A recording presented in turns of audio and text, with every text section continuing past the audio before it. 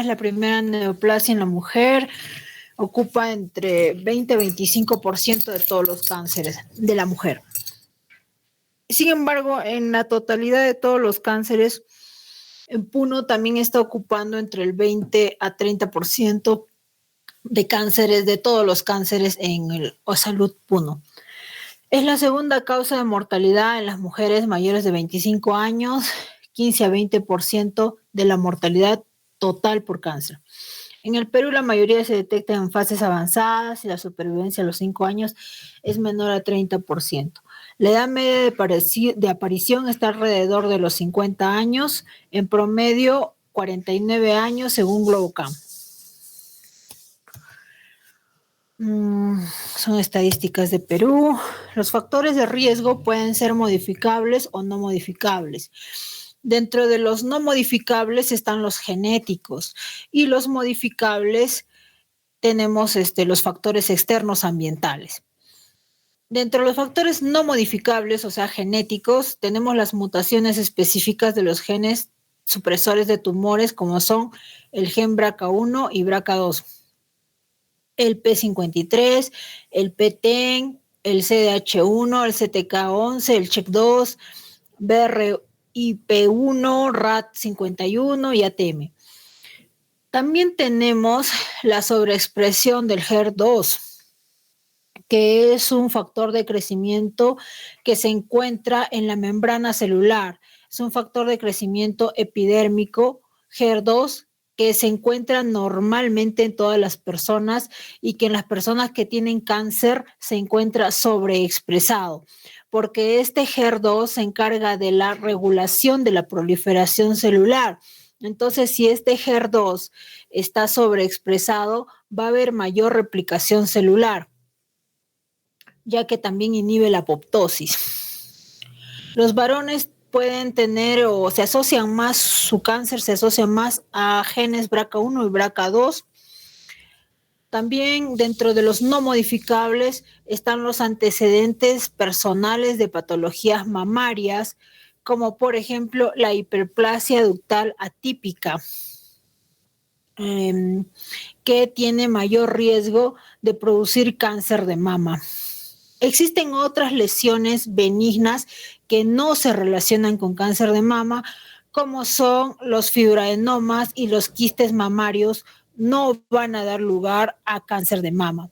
Solo el caso de la hiperplasia atípica, fibrodisplasia atípica, es la única que va a ocasionar o es la que se relaciona más con el precáncer y con la formación de cáncer. Está dentro de la categoría de las mastopatías fibroquísticas, esta displasia. Luego tenemos el tratamiento previo con radioterapia, la nuliparidad. Bueno, esas son cosas que sí se pueden modificar, ¿no? La nuliparidad sería un modificable y el tratamiento previo con radioterapia también sería un modificable. Dentro de los modificables estarían el sobrepeso, la obesidad, la terapia hormonal en la peri y la posmenopausia por más de 5 años, la ingesta de alcohol, tabaquismo, dieta alta en grasas y el primer embarazo después de los 30 años. Eso en cuanto al historial reproductivo. En cuanto a la edad y el género, son no modificables porque a mayor edad, mayor riesgo de cáncer de mama, y el género, pues saben que sobre todo es el género femenino. No se discrimina al varón, pero en el varón el riesgo es mucho menor y si es que hay algún cáncer en varón, se asocia a riesgo genético por genes BRCA1 o BRCA2.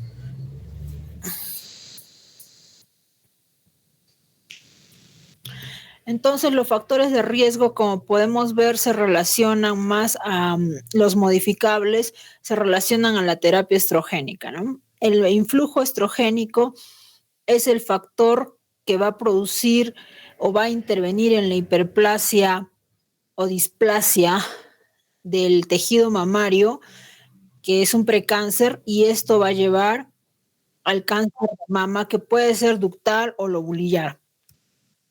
En el carcinoma ductal tenemos el carcinoma in situ, que se relaciona a las células que se encuentran en las paredes de los conductos. Estos crecen desde los conductos hasta el lumen. Como pueden ver, van obstruyendo la luz del conducto. Estas células pueden migrar a lo largo del conducto galactóforo hasta la piel.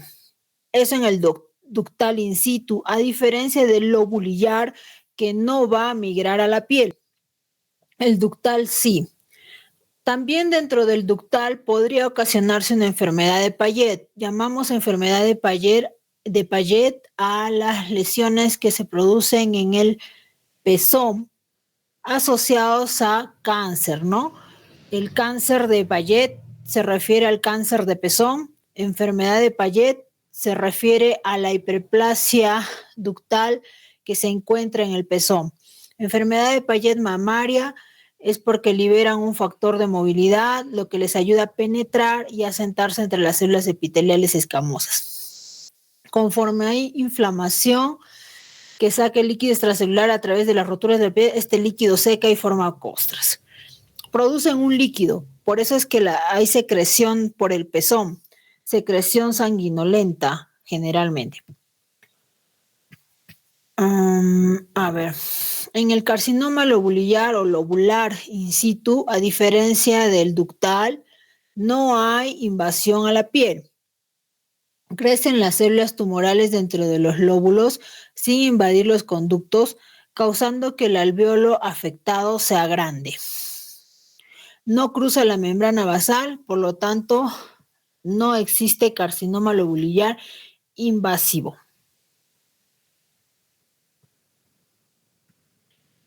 Y luego tenemos la clasificación molecular. Dentro de la clasificación molecular, que ya lo habíamos visto con algunos compañeros, tenemos 4 tipos fundamentales: los luminal A, los luminal B, los HER2 y los triple negativos. Todo depende de los receptores. Entonces tenemos 3 receptores fundamentales para la tipificación del cáncer molecular de mama.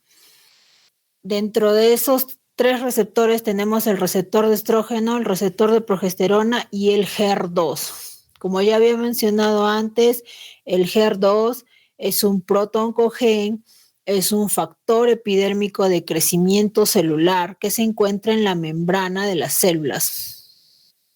Entonces, si la paciente tiene receptores de hormona positivos, será una paciente de tipo luminal.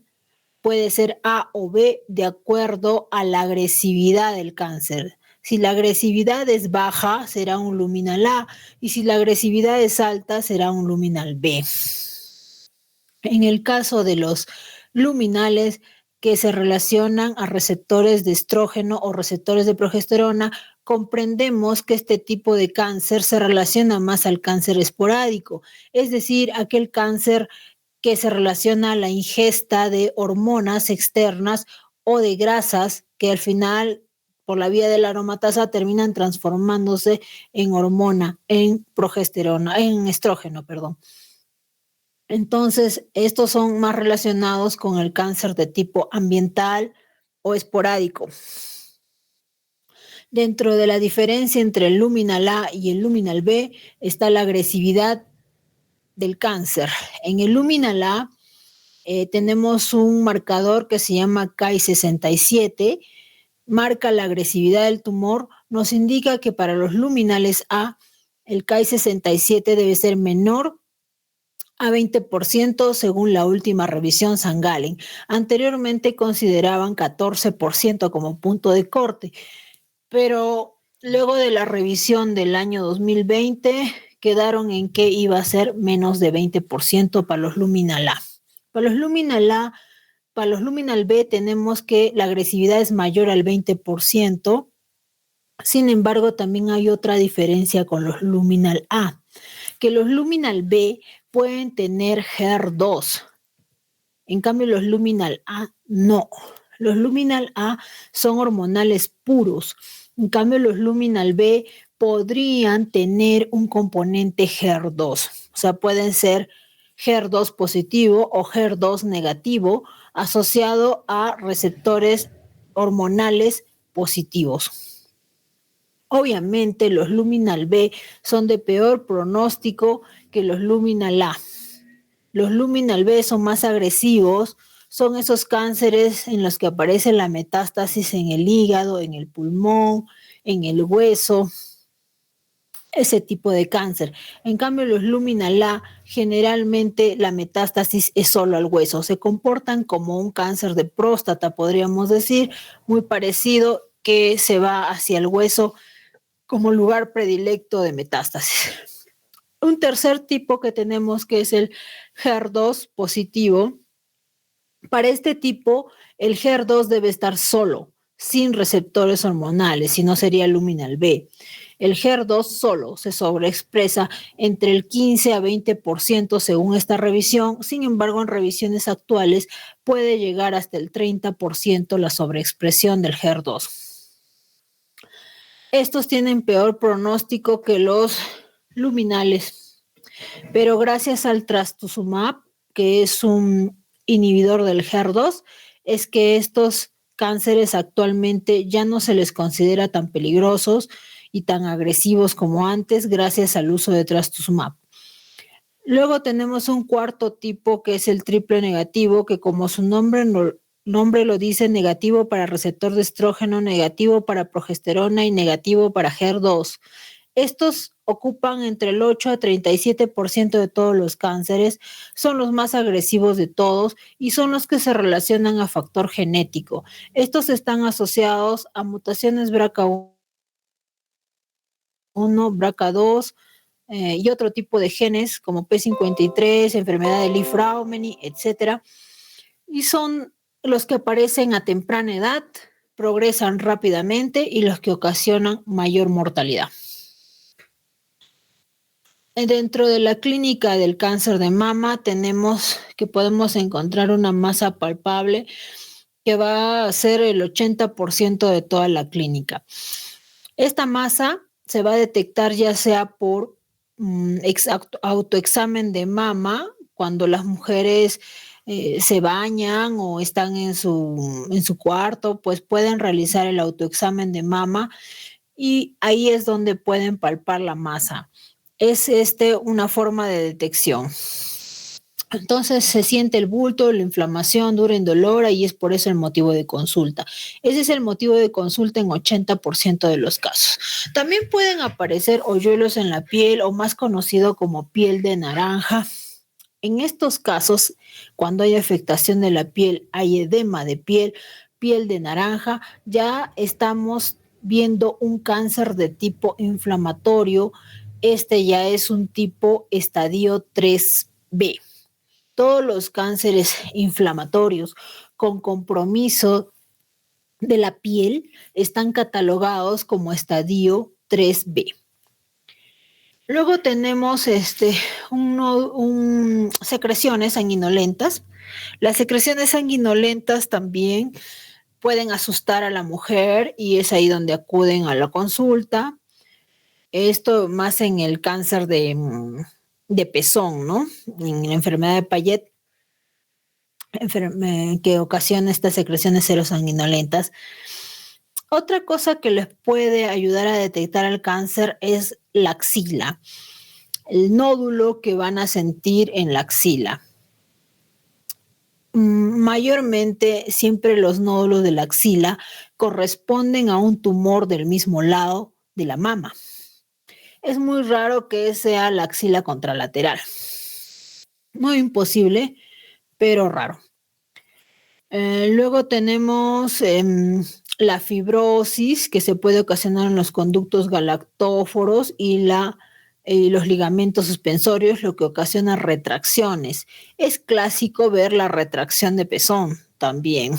Cuando hay retracción de pezón, muchas pacientes acuden para que se les descarte el cáncer. Ya cuando hay retracción del pezón, generalmente son tumores mayores a 3 centímetros que ocasionan la fibrosis. Más o menos se trataría de probablemente un estadio 2B o 3A, ¿no? ¿Cómo hacemos el diagnóstico? El diagnóstico lo vamos a hacer con la historia clínica. La mujer refiere la masa, el tumor, la adenopatía axilar, la secreción sanguinolenta, ¿no? Pero en 80% es la masa palpable. Luego tenemos los estudios de imágenes que nos van a ayudar a corroborar la malignidad y la biopsia, que es el estudio anatomopatológico. Dentro de la información clínica vamos a tener en cuenta los antecedentes personales, antecedentes familiares de cáncer.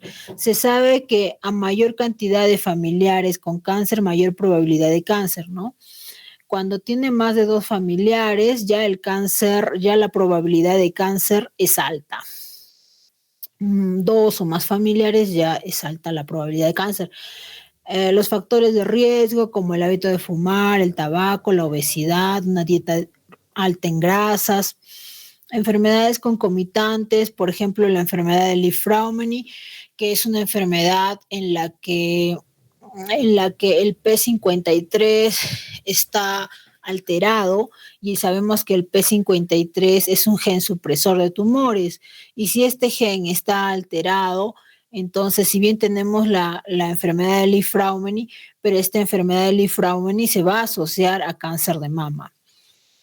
Otra cosa que es importante es el tamaño y la localización del tumor, la afectación de la piel, la inflamación, esto más para el estadiaje, para catalogarlo dentro de la categoría de estadio 1, 2, 3 o 4. La secreción característica, el tiempo de evolución, mientras más rápido sea la evolución del tumor, más agresivo el tumor, por lo tanto peor pronóstico. Y las adenopatías palpables, que ya nos indican que se trata de un estadio 2 o 3. Hay que descartar patologías diferenciales como los fibroadenomas y los quistes mamarios. Ambas son lesiones benignas de la mama. Mamografía y otras técnicas de imagen. La mamografía es el principal método de screening que se realiza a partir de los 40 años. Actualmente en Perú es considerado obligatorio dentro de las políticas de salud. Se indica mamografía anual a partir de los 40 años si es que hubiera alguna lesión y si no hubiera ninguna lesión cada 2 años. Solo en mujeres que tienen lesiones benignas, como por ejemplo mastopatía fibroquística, fibroadenomas, microcalcificaciones en la mama, podrían tener un seguimiento más exhaustivo de 1 año. Las que están normal cada 2 años. ¿Por qué la mamografía no se realiza en mujeres menores de 40 años? Porque las mamas son densas en las mujeres menores de 40 años y la mamografía no podría detectar las lesiones, ya que por la densidad de la mama se van a ocultar. Y segundo, porque van a ocasionar mucho dolor y la técnica para tomar la mamografía no va a ser adecuada en este tipo de mujeres que tienen mamas densas. O sea, no van a tomar bien la placa tampoco. ¿Qué evalúan las mamografías? Evalúan la simetría de las glándulas, evalúan si hay nódulos, si hay calcificaciones en la mama, si hay distorsión de la arquitectura, si hay casos especiales como retracción del pezón, retracción cutánea, ganglios, calcificaciones asociadas, etc. Ahora, las calcificaciones de la mama, de acuerdo a su morfología y a su distribución, pueden catalogarse como benignas o malignas. Existen calcificaciones benignas cuando están bien ordenadas en un cuadrante de la mama.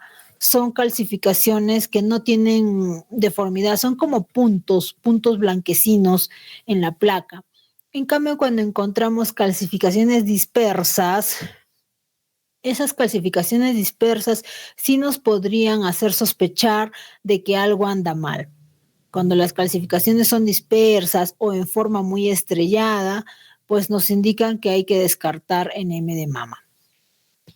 Luego tenemos, acá tenemos más imágenes de las mamografías.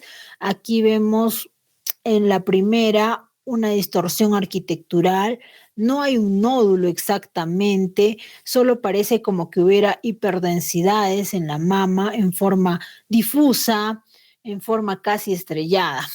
En la segunda imagen se ve un nódulo espiculado con densidad similar del parénquima, pero está asociado a calcificaciones, en este caso agrupadas, ¿no? O algo agrupadas, no, algo agrupadas, está asociado a calcificaciones.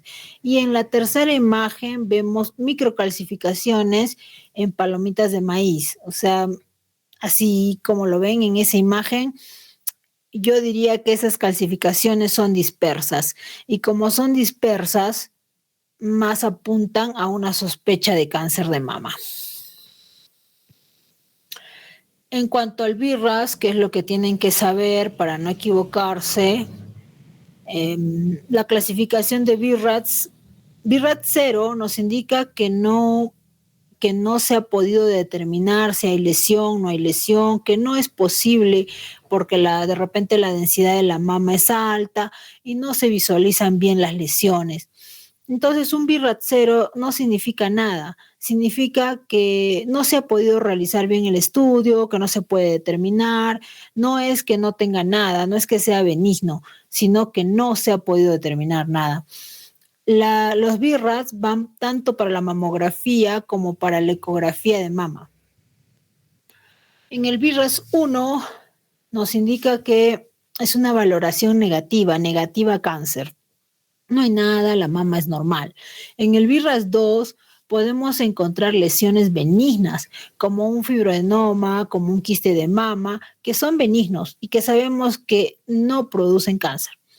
En el BIRAS 3, probablemente benigno, se pueden encontrar lesiones un poco complejas que pueden hacerte dudar de pensar que pueda ser benigno o maligno. Sin embargo, en este BIRAS 3 no se considera la biopsia. En el BIRAS 3 podemos encontrar los abscesos de mama, por ejemplo, que tienen contenido líquido y pueden tener parte de contenido sólido. O son los quistes complejos de la mama. Pueden estar en esta categoría de BIRAS 3. Entonces el radiólogo lo observa y le parece más que es benigno. Entonces, por eso le pone 3, porque más le parece benigno que maligno. Pero solicita un seguimiento a corto plazo. Este seguimiento puede ser a los 3 meses o a los 6 meses. En el BIRAS 4A, a partir del BIRAS 4, todos te obligan a biopsia. El BIRAS, basta que te diga BIRAS 4, tienes que pensar que obligadamente tienes que tomar la biopsia para descartar cáncer. El BIRAS 4A, si bien hay baja sospecha de malignidad, pero te obliga a hacer la biopsia. En el 4B, moderada sospecha de malignidad y el 4C, alta sospecha de malignidad. En cuanto al BIRAS 5, nos indica que tiene un 95% de posibilidad de cáncer. Y el BIRAS 6 es un cáncer confirmado de mama. Es decir, la señora ya tiene un diagnóstico de cáncer de mama, va a hacerse un control y el radiólogo le pone BIRAT 6 porque ya se sabe que es cáncer de mama confirmado.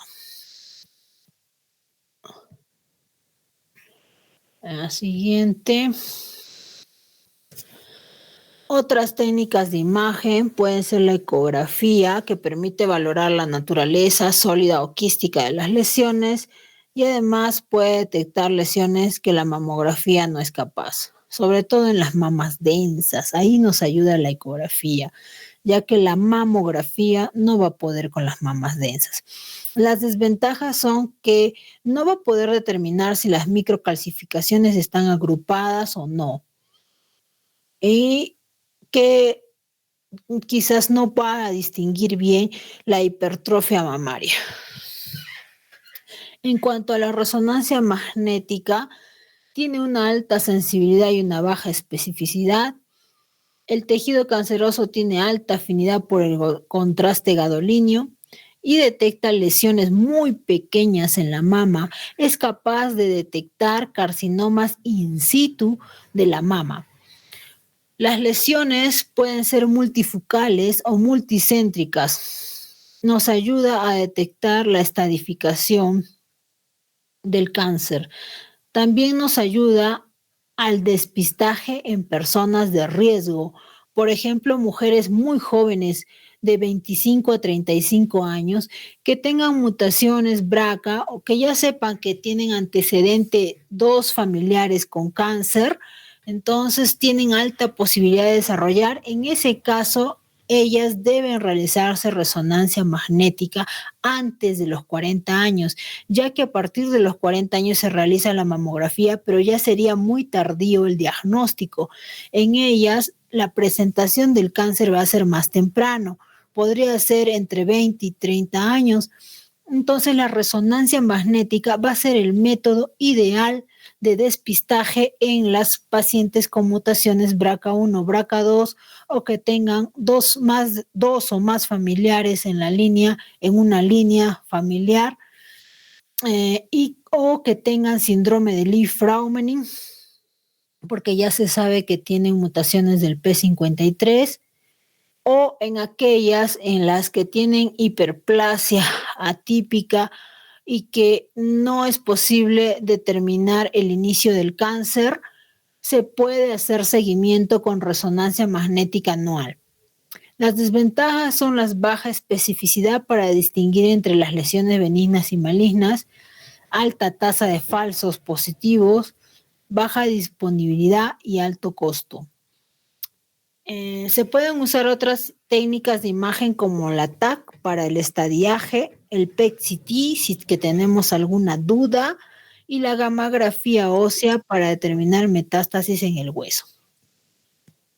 Acá tenemos un algoritmo de las lesiones mamarias, la biopsia. El tercer método de diagnóstico es la biopsia, imprescindible para determinar el tipo de cáncer. Estamos hablando de 4 tipos que se va a determinar por biopsia y por realización de inmunohistoquímica. Tenemos la biopsia por escisión, es decir, la extracción completa de la masa, la biopsia por incisión, una extracción de una parte de la masa. La biopsia ideal es la biopsia por punción con aguja gruesa, que consiste en la extracción del tejido mediante una aguja ancha. Esa es la ideal. También existe la extracción por aguja fina, con la cual se extrae generalmente líquido, en caso de los quistes complejos, mediante la aguja fina. Los quistes complejos de mama, es decir, los quistes que se asocian a tejido fibromatoso, glandular, esos son los quistes complejos, son considerados lesiones sospechosas de malignizar, ya que, como les mencioné, la displasia mamaria atípica es la relacionada con el cáncer, es podríamos decir, la lesión premaligna de la mama. Los quistes complejos, es decir, componente quístico y componente sólido aberrante, sí se relacionan a esta fase, ¿no? Al precáncer. En el estadio clínico de la enfermedad, entonces lo vamos a determinar por el TNM: tumor, ganglios y metástasis. Como todos los cánceres, en mama podríamos decir que un poco fácil de determinar. El T1 es el tumor menor a 2 centímetros, el T2 de 2 a 5 centímetros y el T3 mayor a 5 centímetros. En el T4, más bien, cualquier tamaño puede estar involucrado, pero hay extensión a la pared torácica o a la piel, o sea, sería la piel de naranja. Ahí sería el T4. Y el N va a depender del número de ganglios. Si es un N1, de 1 a 3 ganglios, N2 de 4 a 9 y un N3 de más de 10 ganglios. La M, siempre y cuando haya metástasis, va a ser M1 y si no hay, M0. Entonces luego relacionamos todas las T, la N y la M y nos da los estadios clínicos. Para el cáncer de mama estadio 1 es un tumor pequeño, menos de 2 centímetros, que no tiene ganglios, que no tiene metástasis. Un estadio 2 va a corresponder a un tumor pequeño, podría ser menos de 2 centímetros, asociado a un ganglio axilar, a ganglios axilares, a un N1, o podría también tratarse de tumores más grandes, es decir, de 2 a 5 centímetros, sin ganglios. Podría ser un estadio 3, 2, perdón, un estadio 2. En un estadio 3 ya hay compromiso ganglionar, o sea, todos tienen ganglios en el estadio 3, toditos. Pero va a depender del nivel de ganglios, si está en la axila o si está en la clavícula supra e infraclaviculares. Sabemos que un estadio 3A se refiere a un tumor entre 2 a 5 centímetros que tiene ganglios N2, o sea, más de 4, entre 4 a 9 ganglios. Un estadio 3B se correspondería a un cáncer inflamatorio de la mama, por eso como pueden ver ahí en la guía, dice T4. T4. Es el único que dice T4, miren. O sea, del 3B para adelante. El 3B es el carcinoma inflamatorio de mama, el que compromete la piel, y el 3C es bien característico porque tiene compromiso supra e infraclavicular, ganglios supra e infraclaviculares. Y el estadio 4, el metastásico. Entonces, fácil de distinguir. Un estadio 1 siempre va a ser menor a 2 centímetros, un estadio 2 puede ser menor a 2 centímetros sin ganglios, o puede ser entre 2 a 5 centímetros con ganglios pequeños. El 3 va a tener mayor compromiso ganglionar, el 3A va a tener un N2, el 3B va a ser un carcinoma inflamatorio de la mama, el 3C tiene compromiso supra e infraclavicular, y el 4 tiene metástasis a distancia. Entonces, fácil de clasificar. El tratamiento va a depender del tipo de cáncer, del tipo molecular, si es un luminal A o si es un HER2 o si es un triple negativo, va a depender del tipo, va a depender del estadio clínico del cáncer y de la intención de tratamiento. Es decir, ¿quieres curarlo o quieres solo darle un tratamiento paliativo? Entonces, dentro de los estadios 1 a 3 siempre vamos a tener la intención curativa. Solo el estadio 4 vamos a pensar en tratamiento paliativo.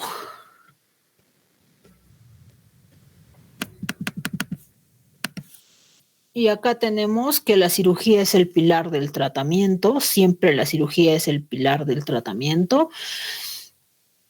Y alrededor de la cirugía podemos dar neoadyuvancia o adyuvancia.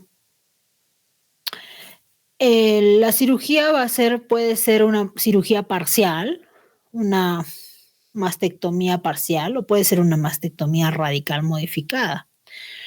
En la figura 1 tenemos una mastectomía radical modificada. Hoy en día se tiende a ser más conservador, a hacer cirugías menos mutilantes y va más a favor de la cirugía parcial en aquellas mujeres jóvenes que todavía tienen, de repente tienen 40 años o tienen todavía deseo reproductivo.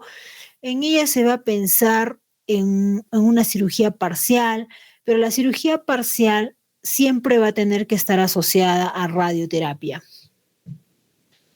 La cirugía radical más se realiza en mujeres menopáusicas, ¿no?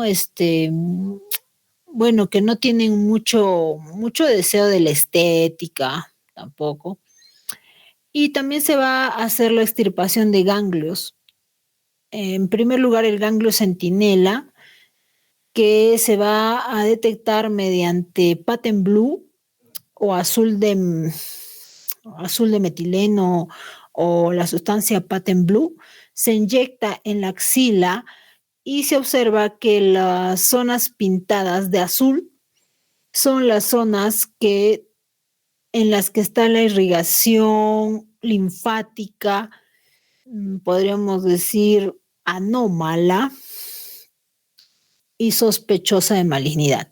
Entonces, cuando inyectamos el Patent Blue, esperamos unos minutos, se pinta de azul y se extirpa los ganglios que están pintados de azul, que serían los principales ganglios, los primeros ganglios en afectarse por el cáncer de mama. Luego de ello, hablan de la radioterapia. Claro, la radioterapia siempre va a ser complementaria y va a ser indispensable en cánceres en los que la cirugía es parcial. Ahí va a ser indispensable la radioterapia.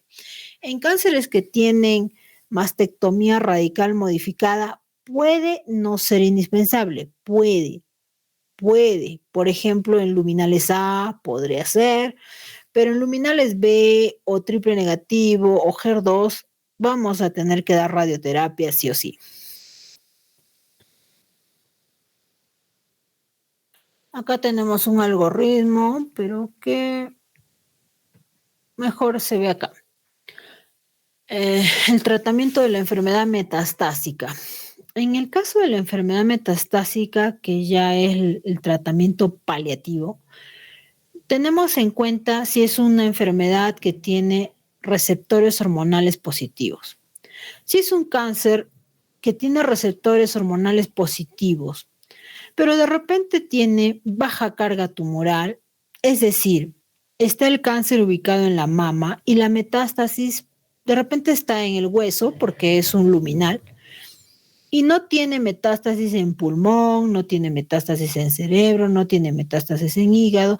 Entonces podríamos decir que es un cáncer de mama con baja carga tumoral, o sea, solo tiene un sitio de afectación metastásica y serían más fáciles de tratar con inhibidores hormonales como el tamoxifeno, el anastrozol, y radioterapia de repente a la lesión en hueso, con ácido solendrónico, podría ser, pero la terapia ideal en ellas va a ser el tratamiento antihormonal.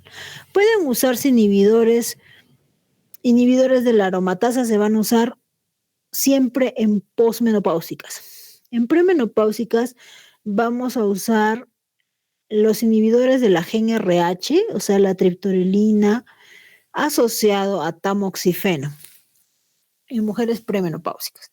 En cambio, las posmenopáusicas siempre inhibidores de la aromatasa. En el caso de HER2, vamos a tener en cuenta el trastuzumab o el inhibidor HER2. Hay otros inhibidores HER2. El trastuzumab podríamos decir que es el ideal, que es el fundamental, el principal, pero existen otros inhibidores HER2. El trastuzumab actúa a nivel del receptor, uniéndose al receptor HER2. Hay otros inhibidores HER2 como el lapatinib, que es un inhibidor que actúa a nivel de la vía de la tirosinquinasa, es decir, a nivel del citoplasma. Ese es el lapatinib, que existe también acá en Perú. HER2 se asocia a quimioterapia, o sea, la trastuzumab más quimioterapia es el tratamiento ideal, y en los triple negativos solo nos queda la quimioterapia. Diferentes líneas de quimioterapia van a ser usadas mientras la paciente tenga un ECOG adecuado entre 1 y 2, va a ser tributaria de quimioterapia. Cuando el ECOG es 3 o más, ya no es tributario de quimioterapia ni de radioterapia.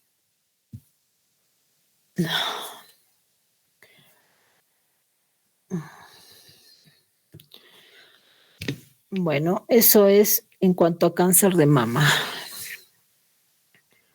¿Alguna pregunta?